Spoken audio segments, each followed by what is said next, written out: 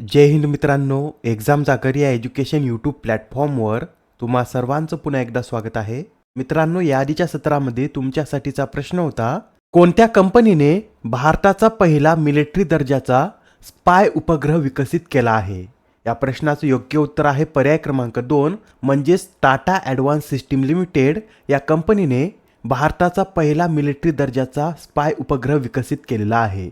हा जो उपग्रह आहे हा TASLने सेटेलॉजिक या अमेरिकन कंपनीच्या सहाय्याने विकसित केला आहे. मित्रांनो, या उपग्रहाचं ग्राउंड स्टेशन हे बेंगलोर या शहरात असणार आहे. आजच्या सत्राचा पहिला प्रश्न पहा. गुगल आणि ॲपलला आव्हान देण्यासाठी कोणत्या कंपनीने इंडस हे ॲप स्टोअर लॉन्च केले?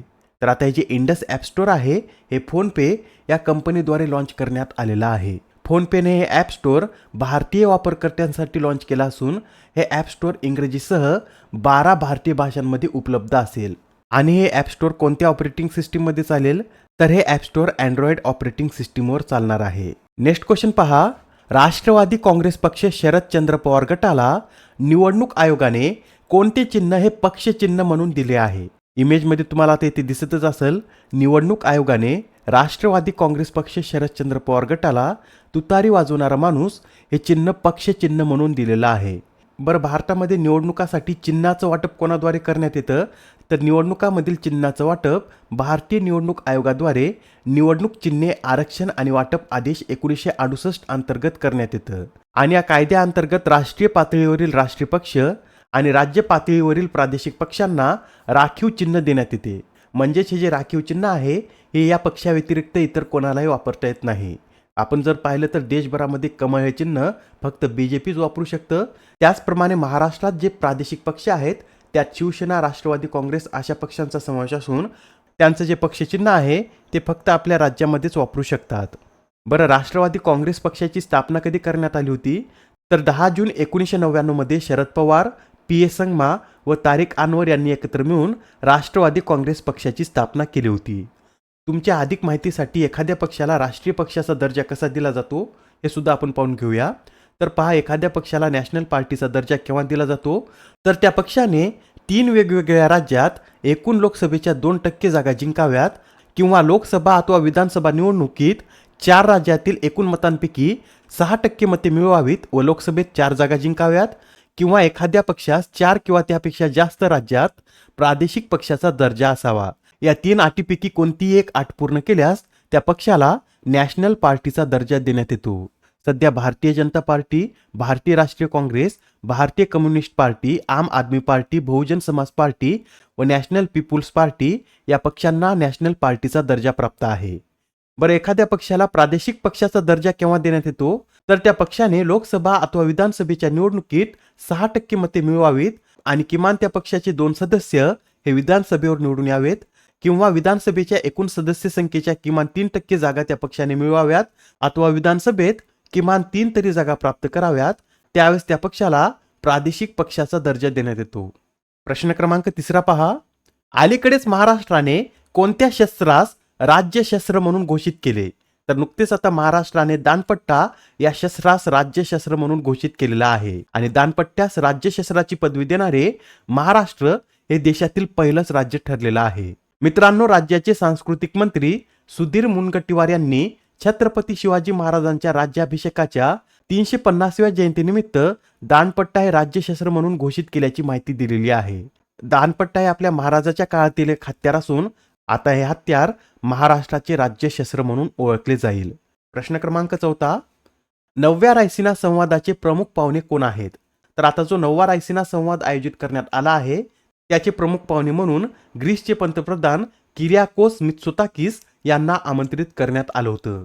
हा जो 9वा रायसिना डायलॉग आहे याचं उद्घाटन 21 फेब्रुवारी रोजी पंतप्रधान नरेंद्र मोदी यांच्या हस्ते करण्यात आला असून या उद्घाटन समारंभात ग्रीसचे पंतप्रधान प्रमुख पाहुणे म्हणून उपस्थित होते.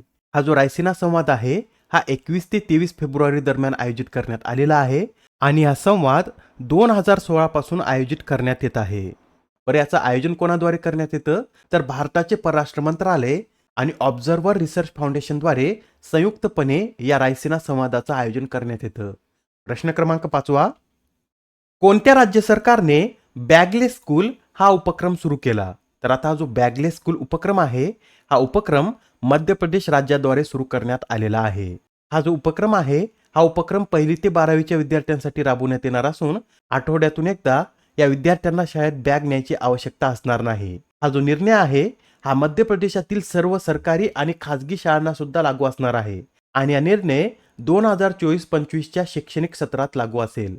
मित्रांनो, हा निर्णय मध्य प्रदेश राज्यानं का घेतला आहे, तर शाळा ही विद्यार्थ्यांसाठी तणावाचे स्रोत नसून आनंदाचे स्रोत मानली जावी हे सुनिश्चित करण्यासाठी मध्य प्रदेश राज्याने बॅगलेस स्कूल हा उपक्रम सुरू केला आहे. नेक्स्ट क्वेश्चन पहा. जगातील सर्वात उंच रेल्वे पूल कोणत्या नदीवर बांधण्यात आला आहे? तर आता जगातील सर्वात उंच रेल्वे पूल हा चिनाब नदीवर बांधण्यात आला असून नुकतंच आता पंतप्रधान नरेंद्र मोदी यांनी 20 फेब्रुवारी रोजी या पुलाचं उद्घाटन केलेलं आहे. हा जो पूल आहे, हा पूल जम्मूमधील चिनाब नदीवर स्थित असून या पुलाची उंची आयफेल टॉवरपेक्षा सुद्धा 35 मीटरने अधिक आहे. या पुलाच्या निर्मितीसाठी अंदाजे 14,000 कोटी रुपये खर्च आलेला आहे व हा पूल नदीच्या पात्रापासून 359 मीटर उंचीवर बांधला गेला आहे. या पुलाची एकूण लांबी किती आहे, तर 1315 मीटर इतकी या पुलाची लांबी असून हा पूल उधमपूर श्रीनगर बारामुल्ला रेल्वे लिंक प्रकल्पाचा एक भाग आहे. या पुलावरून ताशी 100 ते 120 किलोमीटर वेगाने गाड्या धावू शकतात. तसेच हा पूल 8 रिश्टर स्केलचा भूकंपही सहज सहन करू शकेल अशा पद्धतीने याची निर्मिती करण्यात आलेली आहे. या पुलाचं आयुष्य हे 120 वर्षे इतका असणार आहे. आता हा प्रश्न पहा, यात काय विचारला आहे, तर महाराष्ट्र विधानसभेत नुकतंच मराठा आरक्षण विधेयक मंजूर करण्यात आले. तर आता या विधेयकानुसार मराठ्यांना किती टक्के आरक्षण देण्यात येणार आहे? तर आता 20 फेब्रुवारी रोजी महाराष्ट्रामध्ये विशेष अधिवेशन घेण्यात येऊन मराठा आरक्षण विधेयक मंजूर करण्यात आला असून या विधेयकानुसार मराठ्यांना 10% आरक्षण देण्यात येणार आहे आणि आता या 10% आरक्षणासह महाराष्ट्रातील एकूण आरक्षण हे 62% गेलेलं आहे व आरक्षणाची मर्यादा ही 50% असल्यामुळे आता या विधेयकाला कायदेशीर आव्हानांना देखील सामोरे जावं लागू शकतं. मित्रांनो, महाराष्ट्रात एकूण मराठा लोकसंख्या 33% म्हणजे सुमारे 4 कोटी असून त्यापैकी 90 ते 95% मराठा लोकसंख्या ही भूमिहीन शेतकरी आहेत. प्रश्न क्रमांक 8 पहा. कोणत्या राज्याने ट्रान्सजेंडरना मोफत शिक्षण देण्याची घोषणा केली आहे? तर नुकतीच आता तामिळनाडू या राज्याने ट्रान्सजेंडरना मोफत शिक्षण देण्याची घोषणा केलेली आहे. या घोषणेनुसार ट्रान्सजेंडरचा सर्व शैक्षणिक खर्च हे तामिळनाडूची सरकार उचलणार आहे. तामिळनाडू सरकारने यासाठी तामिळनाडू ट्रान्सजेंडर कल्याण मंडळाला 2 कोटी रुपये सुद्धा दिलेले आहेत. या योजनेअंतर्गत विद्यार्थ्यांना त्यांच्या शिक्षणासाठी दरमहा 1,000 रुपये मानधन मिळणार आहे. यासच हे सुद्धा लक्षात ठेवा, 2008 मध्ये ट्रान्सजेंडरसाठी विशेष कल्याण मंडळ स्थापन करणारे तामिळनाडू हे भारतातील पहिलं राज्य आहे. तामिळनाडूविषयी सांगायचं झालं तर तामिळनाडूची राजधानी चेन्नई असून आर.एन. रवी हे तामिळनाडूचे राज्यपाल आहेत, तर एम.के. स्टॅलिन हे तामिळनाडूचे मुख्यमंत्री आहेत. तसेच या राज्यामध्ये एकूण 5 नॅशनल पार्क असून त्यांची नावे लक्षात ठेवा. यामध्ये Mudumalai national park, Mukurthi national park, Guindy national park, gulf of Mannar national park आणि इंदिरा गांधी नॅशनल पार्क या राज्यामध्ये स्थित आहेत. यासह कल्पकम अणुविद्युत केंद्र सुद्धा या राज्यामध्ये स्थित आहे. प्रश्न क्रमांक 9. T20 क्रिकेटमध्ये सर्वात जलद 10,000 धावा करण्याचा विक्रम कोणी केला आहे? तर आता T20 क्रिकेटमध्ये सर्वात जलद 10,000 धावा करण्याचा विक्रम पाकिस्तानच्या बाबर आझम यांनी केलेला आहे. बाबर आझम यांनी या 10,000 धावा 271 डावात पूर्ण केलेल्या आहेत.